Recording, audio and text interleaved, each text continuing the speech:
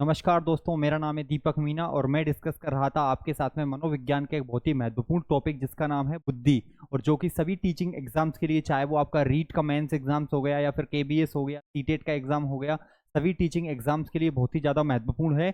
मैं इससे पहले भी मैं आपको 4 क्लासेस इंटेलिजेंसी पे दे चुका हूँ, जिसमें बुद्धि की बहुत सारी थ्योरीज पे मैं ऑलरेडी आपसे डिस्कशन कर चुका हूँ। तो आज हम डिस्कस करेंगे मनोविज्ञान की कुछ और महत्वपूर्ण सिद्धांतों के बारे में। तो चलिए शुरू करते हैं आज की क्लासेस। तो आज का जो पहली थ्योरी रहेगी बेटा, देखो।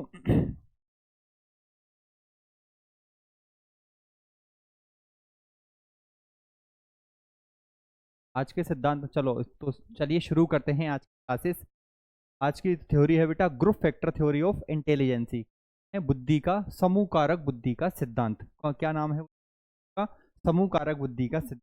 देखो पहले ये होता क्या है मैं आपको बता देता हूँ। समूह कारक बुद्धि का नाम है समूह कारक बुद्धि का सिद्धांत। समूह कारक बुद्धि का बुद्धि का सिद्धांत, या कहो तो group factor theory of intelligence. Group factor theory आज की थ्योरी का नाम रहेगा बेटा आपका group factor theory of intelligence. तो ओवरऑल इस थ्योरी में क्या लिखा हुआ है कि आपकी जो बुद्धि है ना, जैसे ये जो थ्योरी आई थी एक्चुअल में वो चार्ल्स स्पियरमैन के अगेंस्ट। चार्ल्स स्पियरमैन जो चार्ल्स स्पियरमैन का जो टू फैक्टर थ्योरी अपन ने पढ़ी थी, जिसका नाम जनरल फैक्टर और स्पेसिफिक फैक्टर, उसके अगेंस्ट में इस थ्योरी का प्रतिपादन किया गया था। तो इस थ्योरी के जो प्रतिपादक थे वो थे लुईस थर्स्टन। लुईस थर्स्टन ने इस सिद्धांत को प्रतिपादित किया। लुईस थर्स्टन के द्वारा इस सिद्धांत को प्रतिपादित किया गया था, जो कि 1938 में प्रतिपादित किया गया था। आपसे डेट कभी नहीं पूछी जाएगी, बस मैं आपको एक आइडिया दे देता हूँ, क्योंकि चार्ल्स स्पियरमैन की थ्योरी का जो प्रतिपादन हुआ था वो 1927 में हुआ था, और उसके 11 साल बाद लुईस थर्स्टन ने अपनी थ्योरी ग्रुप फैक्टर थ्योरी को प्रतिपादित किया। इन्होंने क्या कहा कि बुद्धि में कोई एक स्वतंत्र बुद्धि में कोई स्पेसिफिक फैक्टर नहीं है, कोई जनरल तत्व नहीं है। बुद्धि में कुछ फिक्स, इन्होंने बुद्धि में 7 फैक्टर्स की बात करी थी। इन्होंने कहा था कि बुद्धि में 7 स्वतंत्र तत्व होते हैं। बुद्धि में 7 इंडिपेंडेंट फैक्टर्स होते हैं जो एक दूसरे के साथ मिलकर ही काम करेंगे। इन्होंने बुद्धि में कितने फैक्टर्स की बात करी, तो इन्होंने कहा बुद्धि में 7 स्वतंत्र तत्व होते हैं जो एक दूसरे से इंटरकनेक्टेड रहते हैं, अंतर संबंधित रहते हैं और एक दूसरे से स्वतंत्र भी होते हैं। स्वतंत्रता का मतलब रहेगा, जैसे मैंने आपको बता दिया कि आपकी इंटेलिजेंस है, तो ये ये एक समूह के रूप में, मतलब कनेक्शंस के रूप में काम करेंगे, बट प्रत्येक कण अपने आप में इंडिपेंडेंट भी है। तो इन्होंने बुद्धि में 7 प्रमुख तत्वों की बात करी, और इन 7 प्रमुख तत्वों को इन्होंने कहा 7 प्राथमिक मानसिक योग्यताएं। बहुत इंपॉर्टेंट शब्द हो जाता है बेटा ये, 7 प्राथमिक मानसिक योग्यताएं। क्या कहा? 7 प्राथमिक मानसिक योग्यता। इन्होंने कहा कि 7 प्राथमिक मानसिक योग्यताएं होती है। क्या कहें तो 7 प्राइमरी मेंटल एबिलिटी। इन्होंने बुद्धि में कितनी प्राथमिक तत्व बताया या कितनी प्राथमिक योग्यताओं के बारे में बताया? तो इन्होंने बुद्धि में 7 प्राथमिक मानसिक योग्यताओं के बारे में अपन को बताया। तो इनकी थ्योरी में कितने फैक्टर्स थे? तो बेटा 7 फैक्टर्स थे। इस वजह से इनका सिद्धांत का नाम 6-7 पीएमए। पीएमए का मतलब होगा प्राइमरी मेंटल एबिलिटीज या प्राथमिक मानसिक योग्यताएं। इनके सिद्धांत का नाम था 7 प्राइमरी मेंटल एबिलिटीज या 7 प्राथमिक मानसिक योग्यता। इन्होंने अपने बुद्धि में 7 प्रमुख बुद्धि के तत्वों के बारे में डिस्कशन किया, जो कि एक दूसरे से इंडिपेंडेंट होकर काम करते हैं। तो ये 7 प्रमुख तत्व कौन कौन से होते हैं बेटा? एक शॉर्ट ट्रिक मैं आपको बता देता हूँ। S, N, V, W, M और आर, ये 7 प्रमुख तत्व रहेंगे। इनको समझना बेटा। एस का मतलब होगा, हिंदी और इंग्लिश दोनों लैंग्वेज में मिले। एस का मतलब होगा स्पेशियल। स्पेशियल को आप हिंदी में बोलोगे देशिक या स्थानिक बुद्धि। देशिक या स्थानिक क्षमता कह लो या बुद्धि कह लो, बात एक। देशिक या स्थानिक बुद्धि। टी का मतलब होता है परसेप्चुअल। परसेप्चुअल परसेप्चुअल इंटेलिजेंसी, या आप इसको बोलोगे प्रत्यक्षण इंटेलिजेंसी। एन का मतलब होता है बेटा न्यूमेरिकल इंटेलिजेंसी, न्यूमेरिकल इंटेलिजेंसी, या फिर कहो तो आप इसको कहोगे संख्यात्मक बुद्धिमत्ता, संख्यात्मक बुद्धिमत्ता। के बाद में आ जाता है भी का मतलब होगा वर्बल इंटेलिजेंसी, हिंदी में कहोगे तो बेटा शाब्दिक बुद्धिमत्ता, शाब्दिक बुद्धिमत्ता। डब्लू का मतलब होगा बेटा वर्ड फ्लुएंसी, वर्ड फ्लुएंसी कहोगे आप शब्द प्रवाह। अभी मैं लिख देता हूं फिर आपको एक साथ इनको। एम मीन्स होगा बेटा मेमोरी, मेमोरी को आप बोलोगे स्मृति। और आर का मतलब आ जाता है बेटा इंडक्टिव रीजनिंग, इंडक्टिव रीजनिंग, या कहो तो इसको क्या बोलोगे आप आगमनात्मक, आगमनात्मक चिंतन या तर्क, आगमनात्मक तर्कना। इस प्रकार इन्होंने बुद्धि में कितने तत्वों की बात करी, तो इस प्रकार इन्होंने बुद्धि में 7 तत्वों की। पहला तत्व आ जाता है बेटा आपका स्पेशियल, दूसरा परसेप्चुअल, तीसरा न्यूमेरिकल्स, चौथा वर्बल, पांचवा वर्ड फ्लुएंसी एबिलिटी, और सातवां आपका इंडक्टिव रीजनिंग। अब ये होते क्या है इनको मैं आपको एक्सप्लेन कर देता हूँ। स्पेशल इंटेलिजेंस, अब एक एक इंटेलिजेंसी पे अपन डिस्कस कर लेते हैं, बट आपको पहले इनको याद रखना पड़ेगा। ASPNV WMR, ये एक निमोनिक्स है, इसके थ्रू आप इसको याद रख सकते हो। तो मैं एक एक इंटेलिजेंसी की आपके सामने डिस्कशन करूंगा। पहली जो इंटेलिजेंसी थी वो थी स्पेशियल, स्पेशियल, या इसको आप बोलोगे देशिक या स्थानिक, देशिक या स्थानिक। एक्चुअल में ये जो इंटेलिजेंसी होती है इसका संबंध रहता है स्थान से या जगह से। अगर कोई व्यक्ति के पास में स्थान की अच्छी समझ है, वो जगह के बारे में अच्छे तरीके जानता है, समझता है, तो उसको कहोगे आप स्पेशल इंटेलिजेंसी या देशिक या स्थानिक बुद्धिमत्ता वाला व्यक्ति। जो अपने दिमाग में मेंटल इमेज क्रिएट कर लेता है, जिसके पास में स्पेस का अच्छा नॉलेज होता है, जो स्पेस की समझ रखता है, अपने दिमाग में जगह की या स्थान के बारे में मेंटल इमेज क्रिएट कर लेता है, उसी को कहा जाएगा बेटा स्पेशल इंटेलिजेंसी या देशिक बुद्धिमत्ता या स्थानिक बुद्धिमत्ता। किस किस के पास होगी आप सोच के देखो। जिसके पास में जगह का अच्छा नॉलेज होता है, आप कलाकार को देखो, कलाकार जो रहता है, के बाद अगर हम बात करें,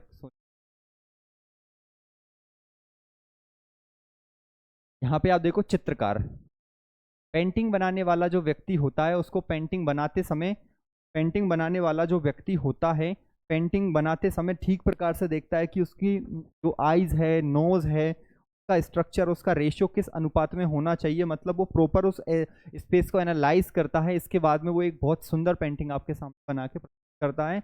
इसके बाद अगर बात करें तो मूर्तिकार, मूर्तिकार भी मूर्ति बनाते समय स्पेस का नॉलेज होता है कि उस मूर्ति की आइस किस रेशियो में बनना चाहिए, लिप्स, नोज, उसके चिक्स, उसकी गर्दन, हैंड किस रेशियो में बनना चाहिए, उसके पास जगह का अच्छा नॉलेज होता है। इसके बाद अगर अपन बात करें तो बेटा ट्रैफिक पुलिस वाले, ट्रैफिक मैन, ट्रैफिक मैन की अगर आप बात करोगे तो ट्रैफिक मैन ये अच्छे तरीके से जानते हैं कि मुझे कौन सी गाड़ी किधर से निकलवाना चाहिए ताकि ज़्यादा ट्रैफिक ना लगे। उसे स्पेस का अच्छा नॉलेज होता है। और एग्जांपल्स की बात कर लेते हैं बेटा, और कौन आएगा, इंटीरियर डिजाइनर, जो घर के आंतरिक इंटीरियर डिजाइनर करने वाले होते हैं, घर को, घर का डेकोरेट करने वाले होते हैं, इंटीरियर डेकोरेटर। जो घर का इंटीरियर करते हैं ना, अंदर फर्नीचर को फिक्स करते हैं, उन्हें पता रहता है कि कौन सी चीज़ मुझे कहाँ लगाना चाहिए, किस चीज़ को कहाँ मेरे को अलमारी बनाना चाहिए। ये सब उनको अच्छा खासा नॉलेज होता है, क्योंकि उनके पास में बेटा स्पेशल या बेसिक बुद्धि होती है। इसके अलावा बात करें तो जो इंजीनियर होता है, सिविल इंजीनियर, सिविल इंजीनियर के पास में, सिविल इंजीनियर के पास में भी ये बुद्धिमत्ता काफ़ी मात्रा में होती है। क्योंकि सिविल इंजीनियर जब कोई भी घर कंस्ट्रक्ट करेगा, घर का निर्माण करेगा, तो वो अपने माइंड में एक मेंटल इमेज क्रिएट कर लेता है कि यहाँ पे आपकी किचन बनेगी, यहाँ पे आपका मंदिर बनेगा, यहाँ आप वॉशरूम बना सकते हो, यहाँ आपका बेडरूम बनेगा। इस प्रकार उसे जगह का अच्छा खासा नॉलेज होता है। तो जो व्यक्ति स्पेस से रिलेटेड होते हैं, जगह से रिलेटेड होते हैं, उसी को कहा जाता है बेटा स्पेशल इंटेलिजेंसी या फिर विजुअल। ये अपने मस्तिष्क में विजुअल इमेज क्रिएट कर लेते हैं। ये भी लिखो, एक विजुअल इमेज को भी क्या क्रिएट कर लेते हैं। ये सब जानकारी बेसिक बुद्धिमत्ता के बारे में मैंने बता दी। आशा करता हूँ आपको ये ठीक प्रकार से समझ आई होगी। इसके बाद अगर अपन बात करें तो दूसरी बुद्धिमत्ता होती है बेटा एसपी। पी का मतलब होता है परसेप्चुअल, परसेप्चुअल इंटेलिजेंसी। परसेप्चुअल का मतलब होगा प्रत्यक्षण, का जो संबंध होता है इसका होता है चीज़ों को समझने की क्षमता, चीज़ों को, रिश्तों को या किसी भी संबंध को या एनालॉजी को समझने की क्षमता, कि आप किसी भी एनालॉजी को कितनी जल्दी तरीके से समझते हो, समझने की क्षमता को क्या कहा जाएगा बेटा? उसी को कहा जाता है परसेप्चुअल या बेसिक इंटेलिजेंसी। एग्जांपल के तौर पर मैं आपको बता देता हूँ, जैसे चूहा जिस प्रकार विल से संबंधित है, उसी प्रकार मैंने आपसे बात करी कि भाई शेर किससे संबंधित है। आपका आंसर आएगा यहाँ पे क्या? तो आप इसको देखकर एक एनालॉजी लगा पाओगे, इसको देखकर आप इस रिलेशंस को आइडेंटिफाई कर पाओगे कि किस बेसिस पे रिलेशनशिप बना हुआ है, ये रहने के स्थान के आधार पे रिश्ता बना हुआ है। तो उसी प्रकार शेर का संबंध किसका बेटा? गुफा से होगा।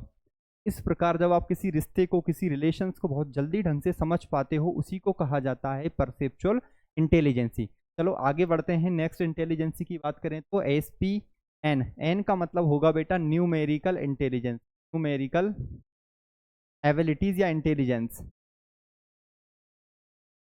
न्यूमेरिकल इंटेलिजेंस, या फिर आप इसे कहो तो कहोगे सांख्यिकी या गणितज्ञ बुद्धि भी कह सकते हो, या संख्यात्मक बुद्धिमत्ता भी इसको कहा जाता है। संख्यात्मक या कहो तो गणितीय बुद्धिमत्ता, गणितीय बुद्धिमत्ता भी इसको क्या कहा जाएगा? गणितीय बुद्धिमत्ता भी इसको कहा जाता है। अब गणितीय बुद्धिमत्ता क्या होता है? ऐसा व्यक्ति जो नंबर्स पे काम करे, जिसको नंबर्स की अच्छी समझ हो, इसके अलावा जो लॉजिक के साथ काम करे, ऐसा व्यक्ति जो नंबर्स पे काम करे, संख्याओं पे काम करे, संख्याओं के बारे में उसे अच्छी जानकारी हो, जो तर्क से काम करे, संख्याओं में गणनाओं को बहुत रैपिड तरीके से कर ले, संख्याओं के जो ऑपरेशन है, संक्रिया है, जो मैथमेटिक्स के ऑपरेशंस है नंबर्स की, उसके पास में अच्छी समझ हो, वो हर काम को लॉजिक के साथ करे। ऐसा नहीं कि बिना लॉजिक के कोई भी काम कर रहा है। ऐसा व्यक्ति जिसके पास में संख्याओं की समझ हो, ऑपरेशंस, गणित के जो ऑपरेशंस होते हैं, प्लस माइनस, मल्टीप्लिकेशन, डिवाइड, इनके बारे में ठीक प्रकार से जानकारी हो, उनको तेज गति से वो कर पाए, इसके बाद वो अपने प्रत्येक काम को लॉजिक के साथ करे, तो वहां पे कौन सी इंटेलिजेंसी आएगी बेटा? न्यूमेरिकल्स या फिर गणितीय बुद्धिमत्ता। किसके पास ज्यादा पाई जाएगी? तो ये पाई जाती है बेटा अपने वैज्ञानिकों के पास में। वैज्ञानिक सारे काम कहाँ से करते हैं? तर्क के साथ करेंगे। इसके अलावा गणितज्ञों के पास में भी ये बुद्धिमत्ता पाई जाती है। आप एग्जाम्पल में आपको देता हूँ, श्री रामानुजम के पास में भी गणित की बुद्धिमत्ता थी। रामानुजम, क्योंकि उनका गणित में कैलकुलेशंस में वो बहुत ही फास्ट थे, इस वजह से उनके पास कौन सी इंटेलिजेंसी हो गई बेटा? संख्यात्मक या फिर कहें तो न्यूमेरिकल्स इंटेलिजेंसी। इतना ही काफी है, इनको समझ लो, मोर देन इनफ हो जाता है। इसके बाद नेक्स्ट इंटेलिजेंसी की अगर अपन बात करें, verbal intelligence, verbal intelligence, verbal intelligence या जिसको कहा जाएगा शाब्दिक बुद्धिमत्ता, शाब्दिक बुद्धिमत्ता या बुद्धि। शाब्दिक बुद्धि का मतलब क्या होगा? ऐसा व्यक्ति जो भाषा को ठीक प्रकार से समझ पाए, जो ऐसा व्यक्ति जो भाषा को ठीक से समझे, भाषा को समझे, शब्दों के विभिन्न अर्थों को समझे, इसके अलावा जो शब्दों के विभिन्न अर्थों को समझने में सक्षम रहे, शब्दों के विभिन्न अर्थों को समझने में अगर कोई व्यक्ति सक्षम है, विभिन्न अर्थों को समझे, ऐसा व्यक्ति जो जिसके पास में भाषा की अच्छी समझ हो, जो भाषा को ठीक प्रकार से समझ जाए, कोई व्यक्ति क्या कह रहा है उसको ठीक प्रकार से अगर वो शब्दों के विभिन्न अर्थों को समझ पाए, ऐसा नहीं है कि शब्दों का सिर्फ एक स्पेसिफिक अर्थ पे रुक कर रह जाए, अगर वो शब्दों के डिफरेंट मीनिंग को भी समझ पाने में है तो वो कहलाएगा आपका शाब्दिक बुद्धिमत्ता वाला व्यक्ति या फिर वर्बल इंटेलिजेंसी। इसमें एग्जाम्पल कौन कौन आ जाएगा? एग्जाम्पल के तौर पर जैसे आप इसमें शिक्षक को भी ले सकते हो, हिंदी के शिक्षक के पास में भी शब्दों की अच्छी समझ होती है। इसके बाद इसमें कवि आ जाते हैं, क्योंकि जब कवि कविता लिखते हैं तो उन्हें विभिन्न अलग अलग टाइप का यूज़ करना होता है और वो सभी शब्दों का बहुत ही अच्छे ढंग से उनके मतलब को समझ पाता है। इसके बाद अगर अपन बात करें तो बेटा लेखक के पास में राइटर होता है, लेखक के पास में भी अच्छी खासी समझ होती है शब्दों की और उसी को कहा जाता है शाब्दिक इंटेलिजेंस या शाब्दिक बुद्धिमत्ता। तो चलिए आगे बढ़ते हैं। वर्बल इंटेलिजेंसी के बाद में अगली इंटेलिजेंसी मैं आपको पढ़ाता हूँ, SPNV W। W से बनेगी बेटा आपका वर्ड फ्लुएंसी। वर्ड फ्लुएंसी का मतलब होगा शब्द प्रवाह। वर्ड फ्लुएंसी का मतलब होगा बेटा आपका शब्द प्रवाह। शब्द प्रवाह का मतलब अगर कोई व्यक्ति शब्दों एवं भाषा को, शब्दों एवं भाषा का धारा प्रवाह के साथ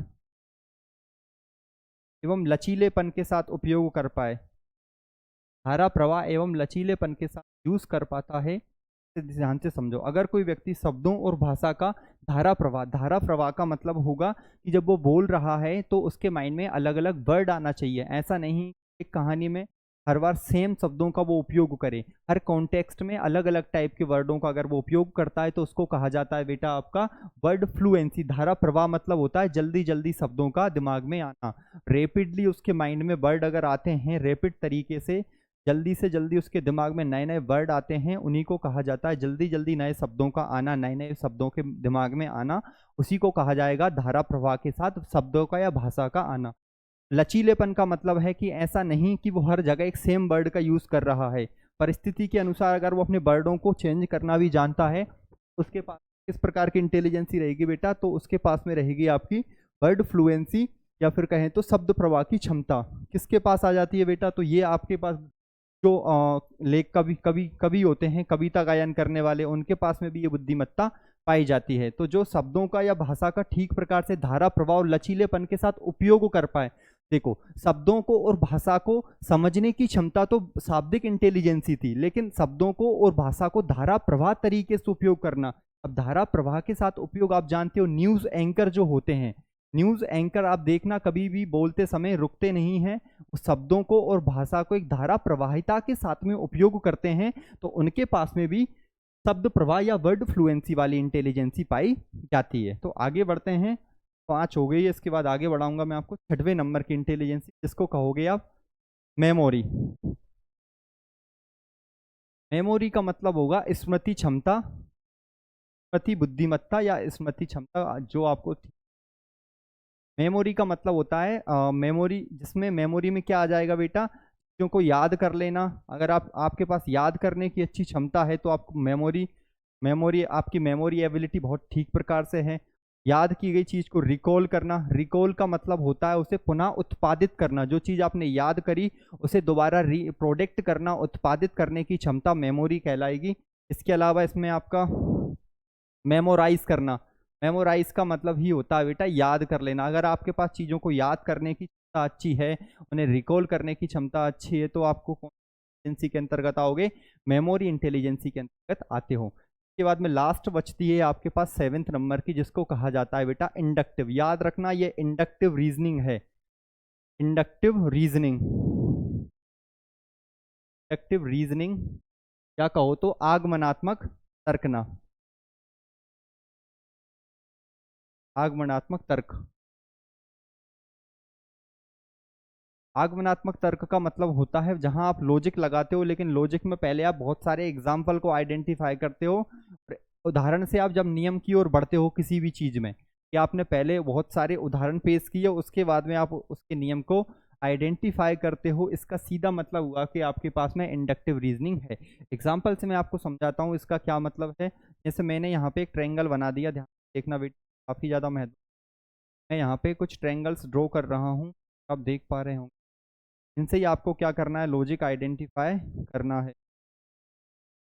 देखो, तो मैंने क्या बनाया, यहाँ पे एक ट्रायंगल बनाया, एक ट्रायंगल बनाने में मुझे 3 स्टिक की आवश्यकता लगी। इसी प्रकार यहाँ मुझे 2 ट्रायंगल दिख रहे हैं, 2 ट्रायंगल बनाने में 1 2 3 4 5 1 2 3 4 5 स्टिक्स की आवश्यकता। इस प्रकार यहाँ पे 3 ट्रायंगल है तो कितनी स्टिक्स की आवश्यकता लगी, 7 की। इस प्रकार यहाँ पे 4 ट्रायंगल है, 1 2 3 4, तो कितनी की आवश्यकता लगी बेटा मुझे, 9 स्टिक्स।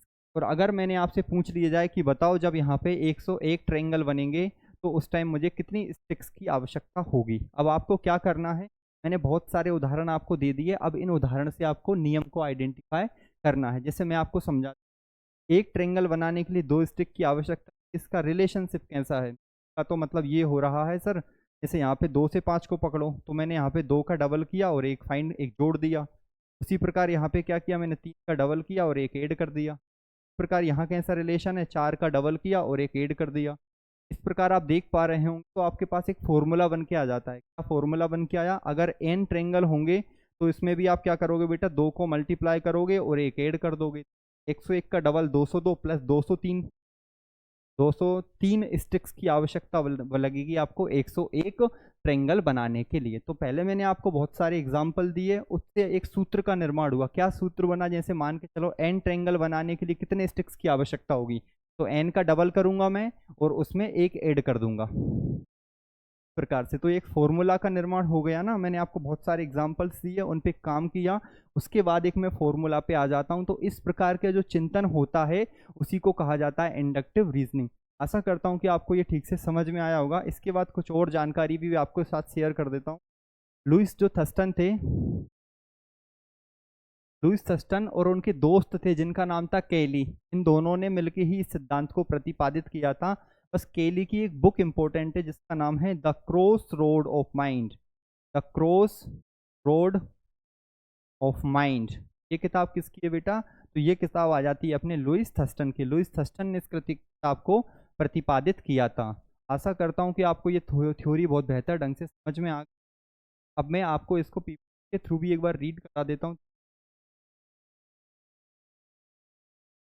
देखो बेटा, थर्स्टन दिख रहा है आपको? थर्स्टन ने 7 प्राइमरी एबिलिटीज के बारे में बताया। मैं आपको पहले भी बता चुका हूँ, इन्होंने 7 PMA के बारे में बताया। 7 प्राइमरी एबिलिटीज के बारे में अपन को बताया था। अब 7 प्राइमरी एबिलिटीज कौन कौन सी है मैं आपको बता देता हूँ। वर्बल कॉम्प्रिहेंशन या शाब्दिक समझ। वर्बल कॉम्प्रिहेंशन का मतलब है शब्दों और भाषा के अर्थ को समझने की क्षमता। अगर आप शब्दों और भाषा के अर्थ को समझ पा रहे हो उसको कहोगे वर्बल कॉम्प्रिहेंशन एबिलिटीज। एग्जाम्पल के तौर पर कहानी पढ़कर प्रश्नों का उत्तर देना आपकी शाब्दिक समझ है। इसके बाद आता है वर्ड फ्लुएंसी। भाषा और शब्दों को लचीलेपन के साथ उपयोग करने की क्षमता या धारा प्रवाह के साथ उपयोग करने की क्षमता को ही कहा जाता था वर्ड फ्लुएंसी। जल्दी जल्दी शब्दों का प्रयोग करना, जल्दी जल्दी शब्दों का प्रयोग का मतलब होगा धारा प्रवाहिता। धारा प्रवाहिता के बाद भाषा में फ्लुएंसी या फिर धारा प्रवाहिता लाने की क्षमता है। या फिर फ्लेक्सिबिलिटीज। फ्लेक्सिबिलिटीज का मतलब होगा कि सिर्फ आप कुछ ही फिक्स वर्डों पे रुक कर नहीं रह जाओगे, सिचुएशंस के हिसाब से आप शब्दों का चयन, कहा जाता है फ्लेक्सिबिलिटीज। वर्ड फ्लुएंसी का मतलब है जल्दी जल्दी भाषा का प्रयोग करना, जिसको कहा जाएगा धारा प्रवाहिता। आपने न्यूज एंकर को देखा होगा, वो जल्दी जल्दी धारा प्रवाहिता के साथ में अपनी बात को पेश करता है, बिना रुके हुए अपनी बात को वो रखता है, उसी को कहा जाएगा वर्ड फ्लुएंसी। इसके बाद देखें, जैसे दिए गए अक्षर को जल्दी जल्दी बनाना। आगे देखो, ये पाई जाएगी बेटा किसमें? न्यूज एंकर के अंतर्गत ये इंटेलिजेंसी पाई जाएगी। इसके अलावा एक टीचर भी बर्ड फ्लुएंसी इंटेलिजेंसी एक टीचर में भी पाई जाती है। इसके बाद अगर मैं बात करूं न्यूमेरिकल्स एबिलिटीज का मतलब होगा जो व्यक्ति नंबर्स पे काम करता है, जो लॉजिक के साथ काम करता है, उसी को कहा जाता है न्यूमेरिकल्स एबिलिटीज। संख्यात्मक क्षमता, गणना करने और अंकों को समझने की क्षमता, जैसे जोड़ घटाव गुणा भाग गणितीय गणना करना, ये आ जाएगी बेटा आपकी न्यूमेरिकल्स एबिलिटी अंतर्गत। आगे बढ़ते हैं। स्पेशल मतलब, स्पेशल्स का मतलब होगा जगह से रिलेटेड। अगर आप विजुअल इमेज बना रहे हो आपके मस्तिष्क में, विजुअल मतलब दृश्य बिंब अगर आप बना पा रहे हो, या मेंटल इमेज क्रिएट कर रहे हो दिमाग में, मेंटल इमेज मतलब मानसिक प्रतिबिंब अगर आप आपके माइंड में बना रहे हो, तो कहा जाएगा बेटा स्पेशल इंटेलिजेंसी, देशिक या स्थानिक बुद्धिमत्ता जिसका संबंध जिसका जो रिलेशनशिप होता है वो जगह से होता है या प्लेस से होता है। पढ़ो एक बार इसको।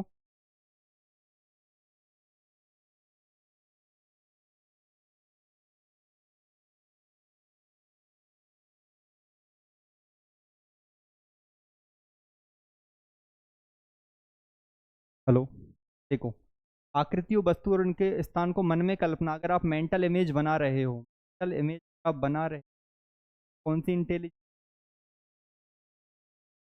बेसिक या बुद्धिमत्ता के तो आप रखोगे। इसके बाद बात करूं मेमोरी। मेमोरी का मतलब है तथ्यों और सूचनाओं अनुभवों को याद करना। अगर आपने मेमोरीज में क्या आता है, अगर आपने फैक्ट को, इन्फॉर्मेशन को आपने याद कर लिया, दिमाग में डाल लिया, उसी को कहा जाएगा मेमोरी या स्मृति बुद्धिमत्ता। और उनको रिकॉल करना, याद की गई सामग्री को अगर आप रिकॉल कर पा रहे हो तो उसी को क्या कहा जाता है बेटा? उसी को कहा जाता है मेमोरी एबिलिटीज। परसेप्चुअल एबिलिटीज मतलब होता है को ग्रहण करने की क्षमता, या प्रत्यक्षण भी बोला जाता है। प्रत्यक्षण, प्रत्यक्षण का मतलब है कि चीजों को जल्दी जल्दी पहचानने की क्षमता, आप जल्दी से रिलेशनशिप को आइडेंटिफाई कर पाते हो किन्हीं दो चीजों के बीच में, उसी को बोला जाता है परसेप्चुअल एबिलिटीज। उनमें अंतर पकड़ने की क्षमता, जैसे एक दिखने वाले शब्दों, ये मैं ऑलरेडी इंडक्टिव रीजनिंग का ऑलरेडी बता चुका हूं कि तार्किक लॉजिक के साथ अगर आप सोच रहे हो, तो आपका जो लॉजिक है वो कैसा है बेटा, इंडक्टिव है। इंडक्टिव का मतलब क्या होता है, इंडक्टिव का मतलब होगा कि पहले आप बहुत सारे एग्जाम्पल दे रहे हो, एग्जाम्पल से आप क्या कर रहे हो, एक नियम या रूल्स को निकाल के ला रहे हो। अगर आप एग्जाम्पल से रूल्स निकाल के ला रहे हो, इंडक्टिव रीजनिंग क्या कहा जाएगा, आगमनात्मक तर्कना की थ्योरी। अगला सिद्धांत पढ़ाने से पहले अगली थ्योरी अपन पढ़ेंगे। आज की जो नेक्स्ट सिद्धांत है उसका नाम है बेटा, का नाम रहेगा multi factor theory of intelligence. Multi factor theory of intelligence, ध्यान से समझना है, काफी ज्यादा। इंटेलिजेंस, मल्टी फैक्टर का मतलब होगा समूह,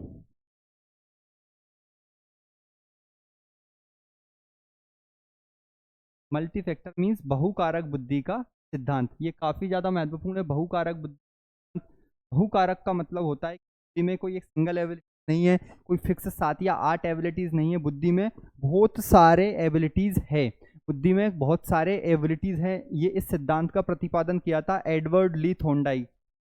सिद्धांत का प्रतिपादन बेटा एडवर्ड ली थॉर्नडाइक के द्वारा किया गया था। नाम याद रखना है, इस सिद्धांत का प्रतिपादन एडवर्ड ली थॉर्नडाइक ने किया था। थॉर्नडाइक ने कहा इंसान की जो बुद्धि है ना, उसमें कोई एक कारक नहीं है, कोई दो कारक नहीं है, कोई 8-10 कारक नहीं है। बुद्धि में क्या है बेटा, बहुत सारे छोटे छोटे कारक होते हैं। इन्होंने बताया कि आपकी जो बुद्धि है इसमें मल्टी फैक्टर होंगे। मल्टी फैक्टर मतलब होगा कि बहुत सारे बुद्धि में कारक होते हैं, बहुत सारे तत्व होते हैं, बहुकारक कहो या बहुतत्व कहो, बहुत सारे आपके बुद्धि में छोटे छोटे स्मॉल टिनी साइज के बहुत सारे फैक्टर होते हैं। इस प्रकार की बात एडवर्ड ली थॉर्नडाइक ने कही। अब ये जो आपको दिख रहा है, इस थ्योरी को सैंड थ्योरी भी कहा जाएगा, क्योंकि बेटा इसमें अगर आप जानते हो, सैंड का मतलब होगा बालू का सिद्धांत भी इसको कहा जाता है। क्योंकि आपने रेत देखी होगी, तो रेत में बहुत सारे टेनी पार्टिकल्स, छोटे पार्टिकल्स होते हैं। उन्हीं की ही कंपैरिजन एडवर्ड ली थॉर्नडाइक ने इंटेलिजेंसी से किया, कि कहा कि आपकी बुद्धि में भी रेत के समान बहुत सारे छोटे छोटे कण होते हैं, और इसी सिद्धांत को कहा जाता है आपका multi factor theory of intelligence. इतना ही था, ज़्यादा आपको याद नहीं रखना है। अब इन्होंने क्या बताया, इन्होंने एडवर्ड ली थॉर्नडाइक ने 4 गुण बताए बुद्धि के। इन्होंने बुद्धि के 4 गुण बताए, मैं समझा देता हूँ, काफी महत्वपूर्ण है। पहला गुण है लेवल। लेवल का मतलब होता है स्तर, का मतलब होगा कि आप किसी प्रॉब्लम को कि आप हाई लेवल की प्रॉब्लम, हाई लेवल या लो लेवल की प्रॉब्लम सोल्व कर पाते, आप उच्च स्तर की प्रॉब्लम सोल्व कर पाते हो या निम्न स्तर की प्रॉब्लम सोल्व कर पाते। जैसे 2+2 कितना होता है, 2+2 4 होता है। तो ये किस स्तर की चिंतन हो गया बेटा, तो ये लो लेवल की प्रॉब्लम आ जाती है। इसके बाद अगर मैं बात करूं कि मैंने आपसे कहा कि मुझे 1331 का 1331 का 1331 133.33% फाइंड करके बताओ। तो ये जो प्रॉब्लम है ये थोड़ा सा कॉम्प्लिकेटेड प्रॉब्लम्स है, इस वजह से इसको कहा जाएगा हाई लेवल की प्रॉब्लम्स या हाई लेवल की थिंकिंग स्किल्स। तो लेवल का मतलब होता है कि आपकी बुद्धि किस लेवल की प्रॉब्लम को सोल्व कर पाने में सक्षम है। क्या आप निम्न लेवल की प्रॉब्लम को सोल्व कर पाते हो, या आपकी बुद्धि उच्च लेवल की प्रॉब्लम को सोल्व कर पाने में एबल है या नहीं है। का जो रिलेशन होता है वो कठिनाई से होता है। कठिनाई का मतलब कि आप किस स्तर तक की, किस कठिनाई तक की प्रॉब्लम को सोल्व कर पाते हो। इसका जो रिलेशन होता है स्तर का, वो कठिनाई से होता है। कठिनाई तक की प्रॉब्लम को सोल्व कर पाते हो, उसी को कहा जाता है लेवल।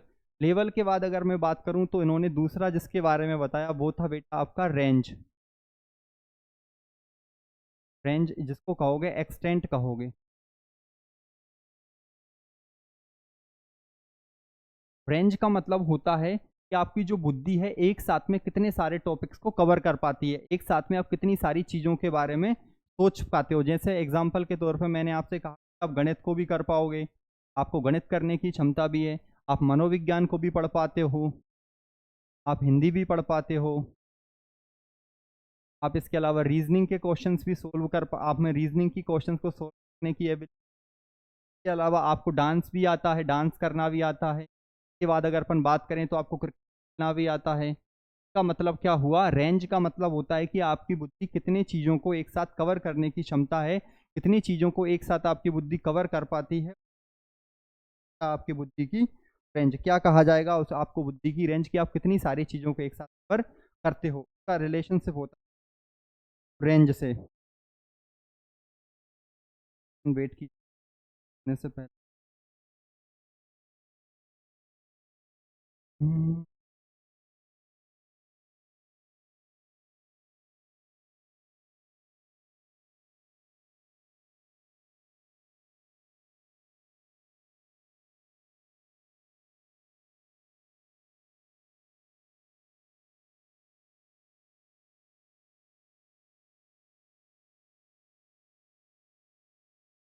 इसका संबंध का कि आप कितने क्षेत्रों में बुद्धि का उपयोग कर पाते हो, कितने क्षेत्रों में बुद्धि का उपयोग कर पाते हो कहा जाता है रेंज या एक्सेंट। आप डांस भी कर पाते हो, आपको रीजनिंग की एबिलिटीज भी है, आप हिंदी, मनोविज्ञान, गणित, क्रिकेट खेलने की एबिलिटीज, तो आपकी बुद्धि की रेंज काफ़ी बेहतर है या काफ़ी ज़्यादा अच्छी है। इसके बाद थर्ड नंबर की बात करता हूँ मैं, तो तीसरे नंबर पे आता है बेटा एरिया। एरिया को कहा जाएगा क्षेत्र। एरिया का मतलब होता है क्षेत्र। कनेक्शन होगा बेटा वो रहेगा आपका प्रभाव या प्रयोग का दायरा, प्रभाव का दायरा या आपका बुद्धि प्रभाव का दायरा। आपकी बुद्धि प्रभाव का दायरा क्या है, जैसे एग्जाम्पल से समझो, जैसे एक जो पटवारी होता है, वो अपनी बुद्धिमत्ता से सिर्फ एक हल्का या कुछ एक सीमित क्षेत्र प्रभावित करता है। उसके बाद जो तहसीलदार होता है, तहसील को प्रभावित करता है क्योंकि उसके अंडर में पूरा तहसील आएगा ना। और एक जो जिला कलेक्टर होता है बेटा, तो जिला कलेक्टर जो रहेगा पूरे जिला को इफेक्ट करता है, जिले अपनी बुद्धिमत्ता से पूरे जिले को संचालन करता है। प्रभाव या दायरा मतलब आपका जो बुद्धि का प्रभाव है वो कितने लोगों तक पड़ पाता है, उसी को कहा जाता है बुद्धि का एरिया या क्षेत्र। आप कितने व्यक्तियों को प्रभावित कर पाते हो, उसी को कहा जाता है बुद्धि का एरिया या बुद्धि का क्षेत्र। ये हो जाता है बेटा आपका एरिया। इसके अलावा अगर बात करें तो एक लास्ट बचा हुआ है जिसका नाम रह जाता है बेटा आपका स्पीड। स्पीड का मतलब होता है गति। स्पीड मीन्स होता है गति। स्पीड का मतलब क्या होगा बेटा, स्पीड का मतलब होता है गति। गति का मतलब आप किसी भी प्रॉब्लम को कितनी फास्टली या रेपिडली या जल्दी से सोल्व कर पाते हो। आप किसी प्रॉब्लम को सोल्व करने में कितनी कितनी जल्दी से या तेज तरीके से किसी प्रॉब्लम को सोल्व करते हो, वही चीज कहलाती है आपकी बुद्धि की गति। तेज तरीके से या कितनी जल्दी जल्दी कितनी फास्टली आप किसी प्रॉब्लम को सोल्व हो, उसी को कहा जाता है बुद्धि की गति।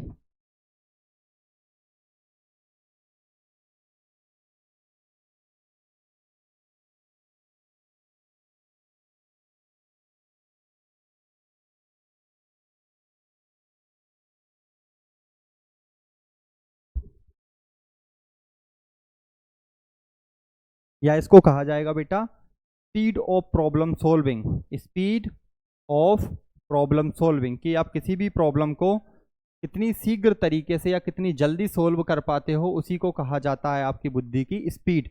ये चारों जो टर्म है वो काफ़ी ज़्यादा महत्वपूर्ण है। याद रखना, ये चारों जो शब्द है वो बहुत ही ज़्यादा महत्वपूर्ण हो जाते हैं। ये दो थ्योरी आपकी खत्म होती है, इसके बाद आप इस थ्योरी को एक बार पीपीटी से रीड करो।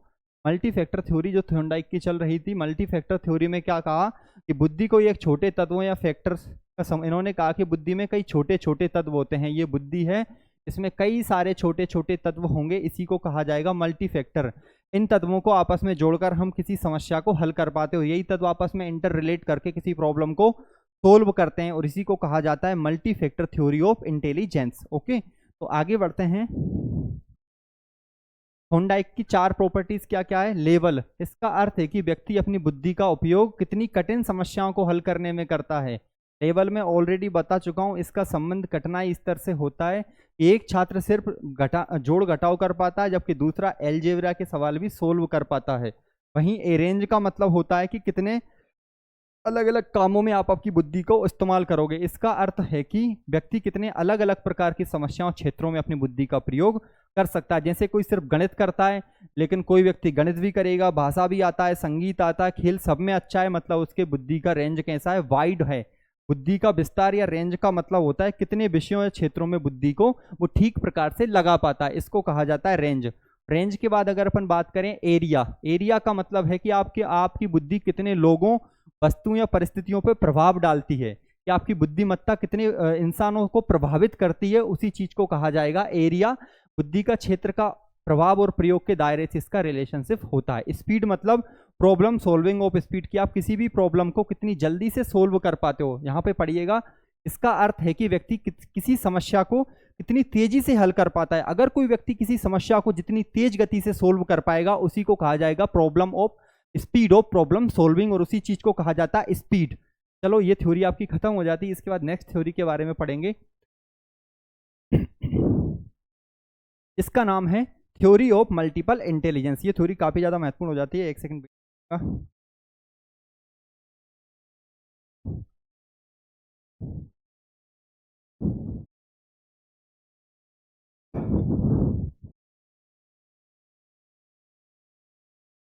चलो शुरू करते हैं।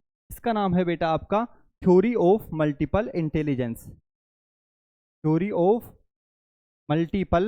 मल्टीपल इंटेलिजेंस, ये काफी महत्वपूर्ण थ्योरी है बेटा, ध्यान से समझना। थ्योरी ऑफ मल्टीपल इंटेलिजेंस, या जिसको कहोगे बहुकारक नहीं है, ये बहुबुद्धि का सिद्धांत।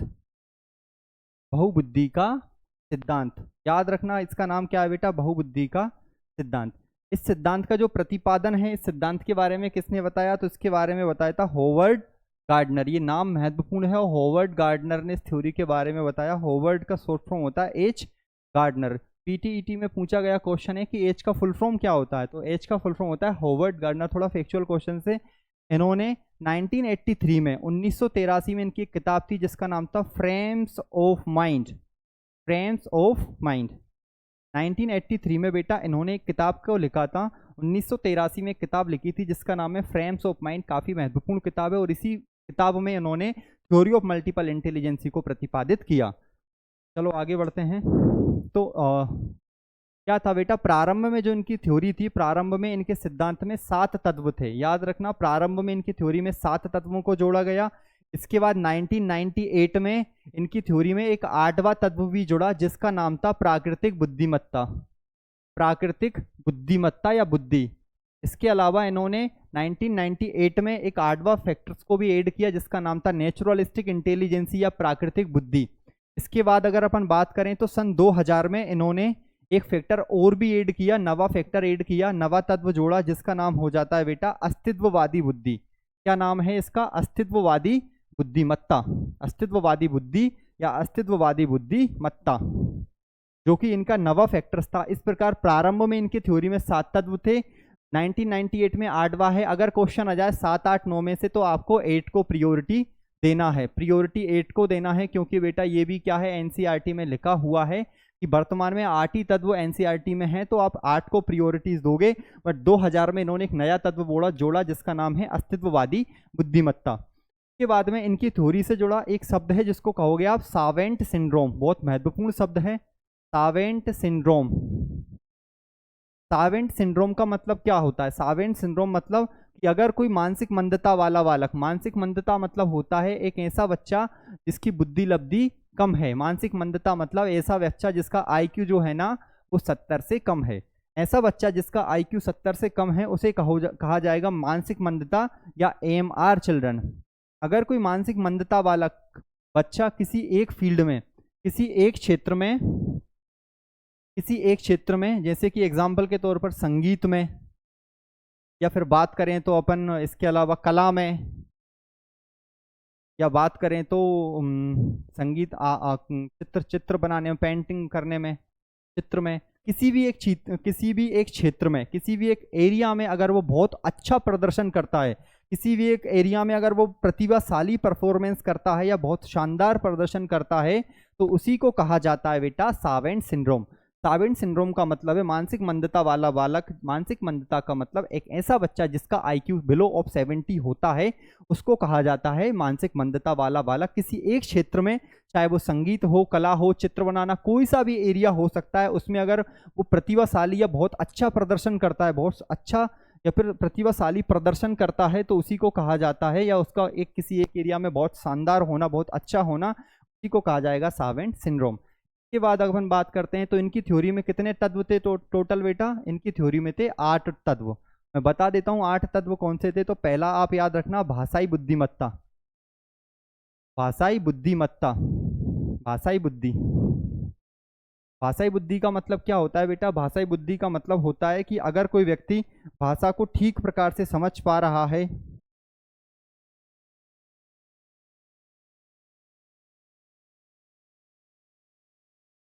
भाषाई बुद्धिमत्ता का मतलब होगा, भाषाई बुद्धिमत्ता का मतलब एक ऐसी एबिलिटी, अगर उसके पास में भाषा को प्रोड्यूस करने,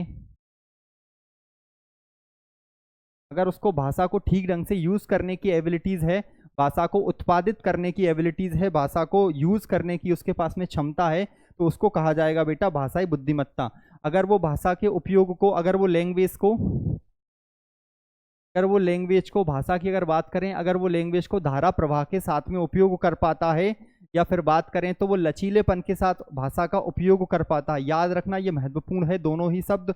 अगर कोई एक ऐसा व्यक्ति जो जिसमें भाषा को उपयोग, प्रोड्यूस मतलब उत्पादित करने की, अगर अपनी बात को वो ठीक प्रकार से उत्पादित कर पाता है, रख पाता है, भाषा को ठीक ढंग से यूज कर पाता है, तो उसे कहा जाएगा भाषाई बुद्धिमत्ता। या कहें तो भाषा को अगर वो धारा प्रवाह के साथ उपयोग करना, धारा प्रवाह का मतलब है कि अगर वो बिना रुके अपनी बात को रख पाता है, बोल पाता है, उसी को कहा जाएगा भाषाई बुद्धिमत्ता। यदि यार वो भाषाई बुद्धिमत्ता का, और अगर वो अपनी वो भाषा में लचीलेपन को भी ऐड कर लेता है, लचीलेपन का मतलब होता है,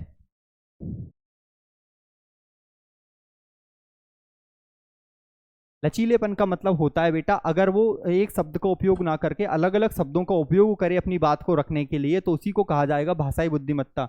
एग्जाम्पल के तौर पर किस किस में पाई जाएगी? एग्जाम्पल आप खुद लगा सकते हो। एग्जाम्पल न्यूज एंकर हो गया। के बाद अगर अपन बात करें तो कवि, कवि हो गए, लेखक हो गया। एक शिक्षक के पास में भी भाषा के उपयोग की क्षमता अच्छी खासी होती है, तो इसको कहा जाएगा बेटा भाषाई बुद्धिमत्ता या भाषाई बुद्धि वाला व्यक्ति। एक वर्ड और याद रखना, काफी ज्यादा महत्वपूर्ण है, नोट करके लिखना, इन्हें वर्ड स्मार्ट भी कहा जाता है। वर्ड स्मार्ट भी कहा जाता है। वर्ड स्मार्ट, वर्ड मतलब शब्द, इन्हें वर्ड स्मार्ट भी कहा जाता है। इन्हें वर्ड स्मार्ट क्यों कहा जाता है? क्योंकि इनके पास में भाषा के उपयोग करने की अच्छी खासी समझ होती है, भाषा को धारा प्रवाह के साथ एवं लचीलेपन के साथ ऐसे व्यक्ति उपयोग कर पाते हैं, उसी को कहा जाएगा भाषाई बुद्धिमत्ता। ये लुईस थर्स्टन के समान ही आप इसको कह सकते हो। इसके बाद अगली बात करें तो दूसरी बुद्धिमत्ता बेटा अपने पास आ जाती है, वो रहेगी आपके पास में तार्किक गणितीय बुद्धिमत्ता। तार्किक गणितीय बुद्धिमत्ता, बुद्धिमत्ता ध्यान से समझना बेटा, ज्यादा रटने की आवश्यकता नहीं है, ध्यान से समझोगे तो चीजें आपको बहुत बेहतर समझ में आएगी। इसको आप बोलोगे logical mathematical intelligence. Logical mathematical intelligence. Logical mathematical intelligence क्या होता है बेटा? ध्यान से समझना। अगर कोई व्यक्ति, अगर किसी व्यक्ति के पास में ability to think logically, ability to think logically एवं क्रिटिकली,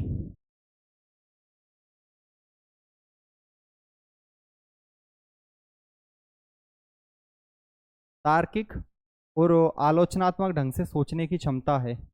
आलोचनात्मक, समझो बेटा ध्यान। तार्किक गणितीय बुद्धिमत्ता का मतलब क्या हो जाता है? अगर किसी व्यक्ति के पास में तार्किक और आलोचनात्मक ढंग से सोचने की क्षमता, एबिलिटी टू थिंक मतलब सोचने की क्षमता, अगर किसी व्यक्ति के पास में तार्किक ढंग से अगर कोई व्यक्ति सोच पाता है, लॉजिक लगाता है प्रॉब्लम को सोल्व करने में, या क्रिटिकली आलोचनात्मक ढंग से किसी चीज को सोल्व करता है या सॉर्ट आउट करता है, ऐसा नहीं कि किसी भी व्यक्ति के बात पे ट्रस्ट कर लिया उसने, वो लॉजिक के साथ काम करता है, हमेशा लॉजिक पे चलता है, बिना लॉजिक के वो काम ही नहीं करता, तो इस प्रकार की बुद्धिमत्ता को कहा जाएगा आपका लॉजिकल मैथमेटिकल इंटेलिजेंसी। आलोचनात्मक का मतलब होता है कि वो प्रत्येक काम को करने से पहले या किसी भी विषय पे डिस्कस करने से पहले उसके गुण दोषों के बारे में चर्चा करता है, और उसी चीज को कहा जाता है गणितीय बुद्धिमत्ता या फिर लॉजिकल मैथमेटिकल इंटेलिजेंसी। ऐसे जो व्यक्ति होते हैं, ऐसे व्यक्ति जो गणितीय बुद्धिमत्ता वाला व्यक्ति होते हैं, वो समस्या समाधान में भी काफ़ी बेहतर होते हैं।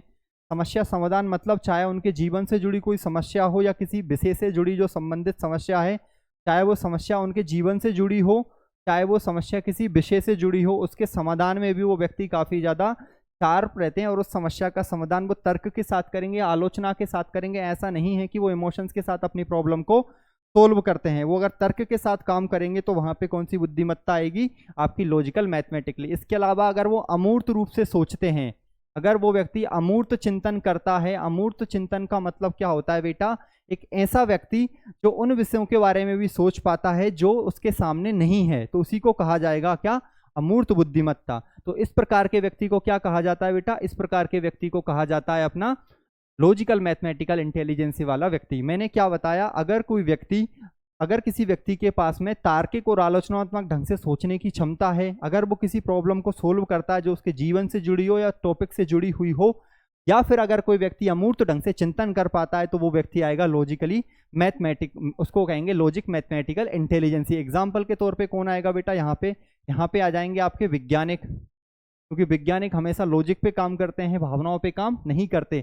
इसके अलावा नोबेल पुरस्कार विजेता, क्योंकि नोबेल पुरस्कार विजेता जो रहेगा वो क्या रहेगा बेटा? कोई नया काम करेगा। नया काम करने में आपको तर्क की आवश्यकता होगी, बिना तार्किक तरीके से आप कोई नया काम नहीं कर पाओगे। आपको अमूर्त चिंतन की आवश्यकता रहेगी कोई भी नया काम करने के लिए। नोबेल पुरस्कार विजेता के बाद में आप और भी लगा सकते हो किसके पास? गणितज्ञों के पास में भी आपकी बुद्धिमत्ता पाई जाती है, जो कि आपके लॉजिकल मैथमेटिकल से कनेक्टेड होती है। वैज्ञानिकों के पास, नोबेल प्राइज विनर्स, इन सबके पास में इंटेलिजेंसी पाई जाएगी। तो मैंने आपको दो बता दी, लिंग्विस्टिक और लॉजिकल मैथमेटिकल या तार्किक गणितीय। इसके बाद तीसरी बुद्धिमत्ता की अगर अपन बात करें तो तीसरी बुद्धिमत्ता बेटा आपकी है जिसको कहा जाएगा musical intelligence. Musical intelligence. Musical intelligence का मतलब होगा संगीतज्ञ बुद्धि। अब संगीतज्ञ बुद्धि का मतलब क्या होता है बेटा? ऐसा व्यक्ति जो म्यूजिक के प्रति, म्यूजिक के जो पैटर्न रहता है, म्यूजिक की जो ताल रहती है, म्यूजिक के ताल स्वर के प्रति संवेदनशील रहता है, उनके प्रति संवेदनशील होता है, ले ताल के प्रति संवेदनशील होता है, या उसको म्यूजिक का एक पैटर्न के बारे में, म्यूजिक की रिदम के बारे में अच्छा खासा नॉलेज होता है, म्यूजिक पैटर्न को बना लेता है। अगर वो म्यूजिक की रिदम को बना लेता है, प्रोड्यूस करता है, म्यूजिक की रिदम को प्रोड्यूस करता है, या ऑलरेडी बनी हुई कोई रिदम है उसको परिवर्तित करने की क्षमता अगर उसके पास में है, तो उसको कहा जाएगा आपका म्यूजिकल इंटेलिजेंसी। अगर किसी व्यक्ति के पास में ताल स्वर ले की अच्छी खासी समझ है, या कोई व्यक्ति म्यूजिक के पैटर्न को बना लेता है या म्यूजिक के पैटर्न में परिवर्तन कर पाता है, तो उसी को कहा जाता है बेटा अपने को क्या? लॉजिकल उसको कहा जाएगा म्यूजिकल इंटेलिजेंस पर्सन, या क्या कहा जाएगा उसको? संगीतज्ञ बुद्धि वाला व्यक्ति। तो चलिए शुरू करते हैं आगे। जिसको ताल स्वर के प्रति संवेदनशील है, म्यूजिक का जो रिदम रहता है, म्यूजिक में एक रिदम बनता है या पैटर्न बनता है ना, उसको एक नया एक पैटर्न बना पाए या पुराने पैटर्न को चेंज कर पाए, पॉजिटिवली अगर उसको चेंज कर पाता है, एक सही डायरेक्शन में एक नए म्यूजिक में कन्वर्ट करके उसको चेंज करता है, उसी को कहा जाता है संगीतज्ञ बुद्धिमत्ता। अब आप ही बताओ संगीतज्ञ बुद्धिमत्ता किसके पास पाई जाएगी? तो ये बुद्धिमत्ता पाई जाती है बेटा अपने म्यूजिशियंस के पास में, जो संगीतकार होते हैं। ये बुद्धिमत्ता संगीतकार के पास में पाई जाएगी। संगीतकार के अलावा किसके पास? गायक, जो गायन करते हैं, जो वादक होते हैं, यंत्रों को बजाते हैं, उनके पास में भी ये बुद्धिमत्ता पाई जाती है। तो ओवरऑल ये म्यूजिक से कनेक्टेड होती है। इसके बाद अगली बुद्धिमत्ता की बात करें तो आपकी अगली इंटेलिजेंसी है बेटा स्पेशल। अगर आपको याद हो तो लुईस सस्टन में भी अपन स्पेशल इंटेलिजेंसी के बारे में पढ़ चुके हैं, या इसको बोलोगे देशिक या स्थानिक बुद्धिमत्ता। देशिक या स्थानिक बुद्धिमत्ता, स्थानिक बुद्धिमत्ता या इंटेलिजेंसी, स्पेशल इंटेलिजेंसी। इसका रिलेशनशिप किससे होता है बेटा? इसका जो संबंध होता है वो जगह से होता है। अगर आपके पास में एबिलिटी है, अगर आपके पास में क्षमता है, किस चीज़ की क्षमता है? कि आप मेंटल इमेज क्रिएट कर पाओ, कि आप अपने मस्तिष्क में इमेज क्रिएट कर पाओ, आपके दिमाग में इमेज क्रिएट कर पाओ, विजुअल इमेज या फिर दृश्य प्रतिबिंब आप आपके मस्तिष्क में फ्रेम कर पाओ, मानसिक प्रतिबिंब अगर आप बना पा रहे हो, आपके मस्तिष्क में प्रतिबिंब बना रहे हो और उसको रियल लाइफ में अप्लाई कर रहे हो, तो इसका मतलब क्या होगा, आपके पास में स्पेशल है जगह से रिलेटेड, इसका संबंध जगह से होता है, स्थान से होता है, का जो संबंध होता है वो स्थान या जगह से होता है। जगह के बारे में अच्छा खासा नॉलेज है, जगह को समझ पाता है, अपने मस्तिष्क में उससे रिलेटेड कोई पैटर्न बना पाता है, तो उसको कहा जाता है स्पेशल इंटेलिजेंसी। अब इसके अंतर्गत कौन कौन आ जाते हैं, एग्जाम्पल के तौर पर इसके अंतर्गत आ जाते हैं बेटा आपके कौन, एक तो ट्रैफिक मैन आ जाते हैं, ट्रैफिक मैन, ट्रैफिक पुलिस वाले, क्योंकि उनके पास में जगह की अच्छी खासी समझ होती है। इसके अलावा आंतरिक सज्जाकार, आंतरिक सज्जाकार का मतलब जो घरों की सजावट करते हैं, आंतरिक सज्जाकार का मतलब होता है सज्जाकार, या जिसको इंटीरियर डेकोरेटर भी कहा जाता है, जो आपके घरों को आंतरिक रूप से डेकोरेट करते हैं उन्हीं को कहा जाएगा इंटीरियर डेकोरेटर। ये भी किसके अंतर्गत आते हैं, तो बेटा ये आ जाएंगे आपके स्पेशल बुद्धिमत्ता के अंतर्गत। इसके अलावा जो मूर्तिकार होते हैं वो भी मूर्ति को बनाने के लिए काफ़ी स्पेस की आवश्यकता होती है कि किस तरीके से मुझे मूर्ति के जो डिफरेंट आईज बनाना है, मुझे मूर्ति के नोज बनाने किस रेशियो में बनाना है, किस रेशियो में उसके चिक्स बनाना है, इन सब का एक फिक्स्ड रेशियो होता है, उसको मूर्तिकार का इन सब चीज़ों का आइडिया होता है, क्योंकि उसके पास में स्पेशल इंटेलिजेंस होती है। एक जो चित्र बनाने वाला होता है, पेंटिंग करने वाला होता है, चित्रकार होता है, उसके पास में भी बेटा अच्छी खासी समझ होती है स्पेशल इंटेलिजेंसी की, या उसके पास में देशिक बुद्धिमत्ता होती है। इसके बाद अगर अपन बात करें तो जो पायलट होता है, पायलट का मतलब होता है ड्राइव, जो गाड़ी चलाने वाले होते हैं, पायलट के पास में भी भाई अच्छी समझ होती है इसकी देशिक बुद्धि की, क्योंकि वो गाड़ी को ले जाते, कार या ट्रक या ट्रैक्टर को, कार को चलाते समय, बस को चलाते समय वो जगह का ठीक प्रकार से एनालाइज करते हैं, उन्हें पता रहता है कि मुझे कहाँ से कितना मोड़ना है, कैसे ब्रेक करना है, कैसे गाड़ी को चलाना है, तो ये सब आइडियाज उसके पास होते हैं, और इसी को कहा जाता है अपना कौन सी बुद्धिमत्ता बेटा, इसको कहा जाएगा स्थानिक या देशिक बुद्धिमत्ता। इसके बाद ये बुद्धिमत्ता सर्जन के पास में भी होती है। सर्जन तो समझते हो ना, सर्जन का मतलब होगा जो आपका शल्य चिकित्सक होता है, शल्य चिकित्सक के पास में भी ये बुद्धिमत्ता बेटा पाई जाएगी। कैसे पाई जाएगी ये बुद्धिमत्ता शल्य चिकित्सक के पास में, जो एक ऑपरेशन करने वाला डॉक्टर्स होता है, सर्जन होता है, उसे पता रहता है कि मुझे कहाँ से कौन किस रे कहाँ से काटना चाहिए, चीज़ों को कहाँ से कट करना चाहिए ताकि हम ठीक प्रकार से ऑपरेशन कर पाए। उसे जगह का अच्छा खासा नॉलेज होता है कि कहाँ काटने पे मुझे हार्ट मिलेगा, कहाँ से मुझे को लीवर मिलेगा, तो उसे जगह का नॉलेज रहता है, वो समझता है कि यहाँ से मुझे टाँका लगाना है, उन सब चीज़ों के बारे में उसके पास में अच्छा खासा आइडिया रहता है। तो सर्जन के पास में भी ये बुद्धिमत्ता पाई जाएगी। तो एक जो बुद्धिमत्ता है वो कई इंसानों में पाई जाती है, या कहो तो कई सारी बुद्धिमत्ताएं जो रहती है, एक व्यक्ति के पास में कई इंटेलिजेंसी आपकी हो सकती है। इसके बाद 4 पढ़ चुके हैं। इसके बाद अगला देखना बेटा, अगला आपका रहेगा 5वें नंबर का, जिसको कहोगे इंटरपर्सनल इंटेलिजेंस। इंटरपर्सनल इंटेलिजेंस अगर आप ध्यान से देख पा रहे होंगे तो इनके शब्दों में ही इनके बारे में लिखा हुआ है। इंटरपर्सनल इंटेलिजेंस का मतलब होता है स्वयं को जानने की क्षमता। अगर कोई व्यक्ति स्वयं की, सॉरी मिस्टेक हो गई, स्वयं को नहीं, अगर कोई जो व्यक्ति है वो दूसरों की भावनाओं को समझ पाता है, दूसरों के फीलिंग्स, मतलब उनके दिमाग में उनकी फीलिंग्स एट प्रेजेंट क्या है, उनके इमोशंस को अगर वो समझ पा रहा है, भावनाएं के संवेगों को समझ पाता है।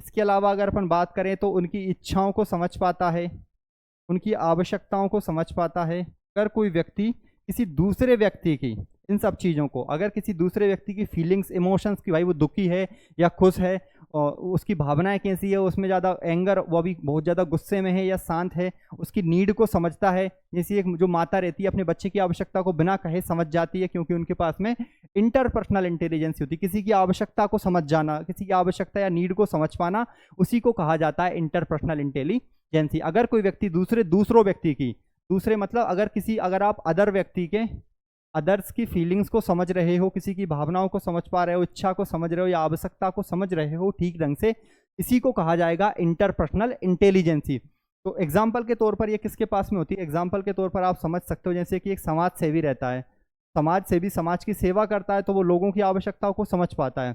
एक जो नेता रहता है वो भी सोसाइटी की सेवा करता है, तो उसके पास में भी इंटरपर्सनल इंटेलिजेंसी रहेगी। इसके अलावा अगर अपन बात करें तो एक शिक्षक के पास में भी इंटरपर्सनल इंटेलिजेंसी होती है, क्योंकि वो अपने बच्चों की आवश्यकता को भली भांति से समझ पाता है। इसके अलावा मनोवैज्ञानिक के पास में भी इंटरपर्सनल इंटेलिजेंसी होती है, वो अपने क्लाइंट को या जो उनके पास इलाज कराने आते हैं, मस्तिष्क का इलाज कराने आते हैं, जो कि किसी साइकोलॉजिकल डिसऑर्डर से ग्रस्त होते हैं, तो उनके पास में किस मनोवैज्ञानिक के पास में बेटा अपनी इंटरपर्सनल इंटेलिजेंस पाई जाती है। इंटरपर्सनल तो होता है दूसरे की समझ पाना। इसके बाद अगर अपन बात करें number intrapersonal, intrapersonal intrapersonal intrapersonal हाँ भाई, इंट्रापर्सनल, इंट्रा का मतलब होता है खुद के बारे में, इंट्रा मीन्स होता है आउन सेल्फ, आउन सेल्फ का मतलब होता है खुद के बारे में, स्वयं के बारे में।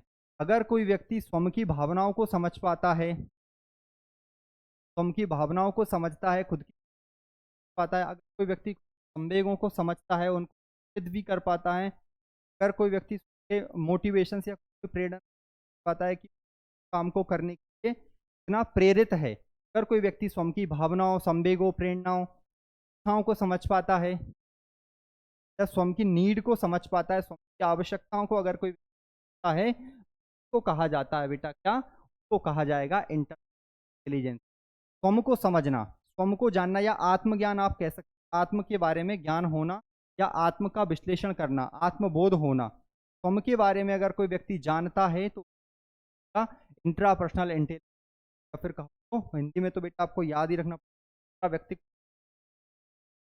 व्यक्तिक व्यक्तिक व्यक्तिक बुद्धिमत्ता आप इसको कह सकते हो।